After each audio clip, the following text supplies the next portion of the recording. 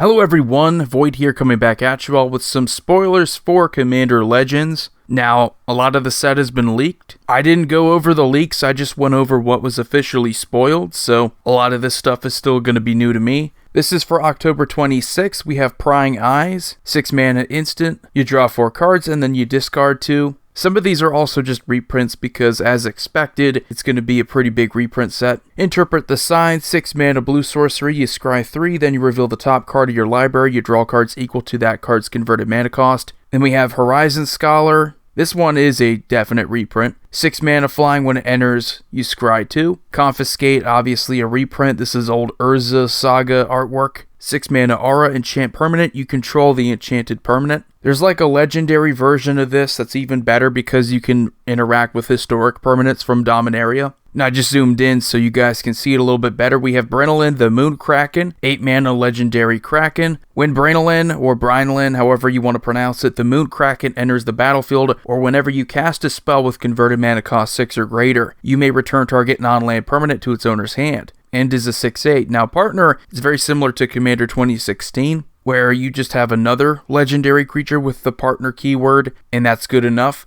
It's not like what they did in Battle Bond where it's a specific partner. So this is going to be a pretty fun set. Then we have Mnemonic Deluge, whopping 9 mana sorcery. You exile target instant or sorcery card from a graveyard. You copy that card 3 times. You may cast the copies without paying their mana costs, and then exile Mnemonic Deluge. This will be a pretty fun spell to play around with. If you want to make a Mizzix deck where there's a lot of cost reduction, something like this will be better. And then we have Crook the Thumbless, which is pretty funny. We've had the card Crook's Thumb for a long time. That was from, I believe, original Mirrodin. It's been quite a while. So we actually have Crook himself. 2 mana, legendary Goblin Wizard, 2/2. Whenever you cast an instant or sorcery spell, you flip a coin. If you lose the flip, return that spell to its owner's hand. If you win the flip, copy that spell, and you may choose new targets for the copy. So as expected, Crook and his Thumb are going to go well together. Really cool. I love randomness. I love chaos. And it looks like he's going to be a pretty fun chaos commander. Also has partners, so if you want to team up with Brynolin, you can make a partner commander deck. I personally would rather just make a Crook deck, unless there's a partner that'll go well with him. But this also means that, since it's not a specific partner, you can use all of the ones from Commander 2016. And then we get this much needed Mana Confluence reprint. Gonna be pretty much good in any commander deck. We have Sat's Will. Sazat's Will. I don't know how any of these are going to be pronounced, but that's the new Planeswalker guy apparently. 5 mana black instant. You choose one. If you control a commander as you cast a spell, you may choose both. So there's 2 modes. The first one is each opponent sacks a creature they control with the greatest power.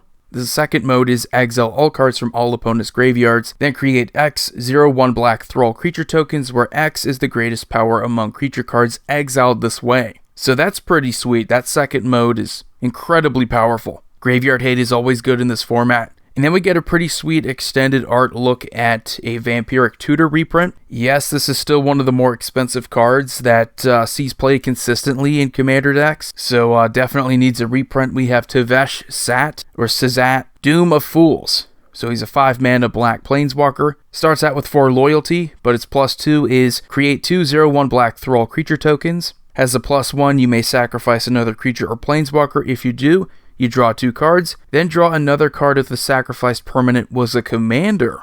His ult is a -10. You gain control of all commanders. Put all commanders from the command zone onto the battlefield under your control, which is pretty sweet. If you know anything about Commander, taking control of commanders, rendering them useless for your opponents and their strategies, is one of the most powerful things you can do in the game. And then we have this card, I forget, it's Supreme something, Supreme Will. It's a pretty cool card, I remember. We have Nimrus Unas Trickster, 5 mana blue-black. Legendary Fairy Knight, this is not a partner. Flash Flying 1/6. Whenever you cast your first spell during each opponent's turn, look at the top 2 cards of your library. You put one of those cards into your hand and the other into your graveyard. Doesn't really sound super interesting, but if you want to make a fairy deck, there might be some more synergy with Nimrus. And then we have Warden of Eva's Isle, Siren Storm Tamer.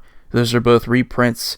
We have Siani, Eye of the Storm. This is an uncommon partner. Legendary creature, Jin Monk. 4 mana for a 3/2 flyer. Whenever Siani, Eye of the Storm attacks, you scry X, where X is the number of attacking creatures with flying, which Actually, believe it or not, I mean, we see it right here, Siren, Storm Tamer, Warden of Avos Isle. There's a lot of good flying tribal now in blue, and a lot of good support cards to go with it. Then we have Sphinx of the Second Sun, 8 mana in blue, 6/6 flyer. At the beginning of your post-combat main phase, you get an additional beginning phase after this phase. Not exactly certain what is meant by that. So is it just at the beginning trigger? Is that really what this card is meant to be? Something that'll fool around with those? Kind of like Paradox Haze. And it looks like we have a couple of reprints here. Not exactly certain. This one looks really cool though. Ghost of Ramirez de Pietro. 3 mana blue legendary creature, Pirate Spirit, with partner, so this is another partner option.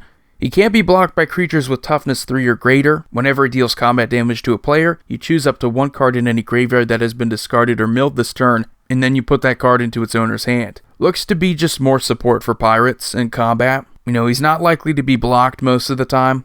Then we have Thorn of the Black Rose, another reprint. Then we get Lisa, Shroud of Dusk. 5 mana, white-black, legendary angel. She's a 5/5. Rather than pay 2 mana for each previous time you've cast a spell from the command zone this game, you pay 2 life that many times. Flying and lifelink, whenever a player casts a spell, they lose 2 life. This commander's right up my alley. I love white and black, it's my favorite 2-color combo. But not only that, I love gaining life. Playing all kinds of cards like Soul Warden, Aetherflux Reservoir, that kind of stuff. I mean, this looks like the kind of commander that'll make it easier to abuse life gain. If you have an excess of life, this card's going to benefit you.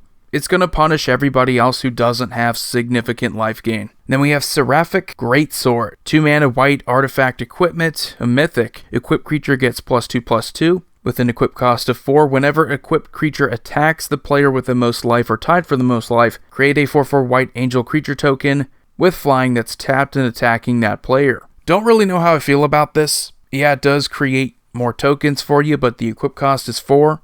Only really gives your creature +2/+2. I like the token, but I don't know if it's enough to play this in a lot of equipment decks. And then we have Phyrexian Triniform. 9 mana, mythic, artifact creature golem, a 9/9. When it dies, you create 3/3 colorless golem artifact creature tokens. So we're going to be doing the whole Wormcoil engine thing again, it looks like. Where it dies, you get pretty much the same power and toughness and tokens. Has an encore cost of 12. You exile this card from your graveyard. For each opponent, create a token copy that attacks that opponent this turn, if able. They gain haste, sacrifice them at the beginning of the next end step, activate only as a sorcery. So that's pretty powerful. It's always nice when you have cards like these that are useful in the graveyard.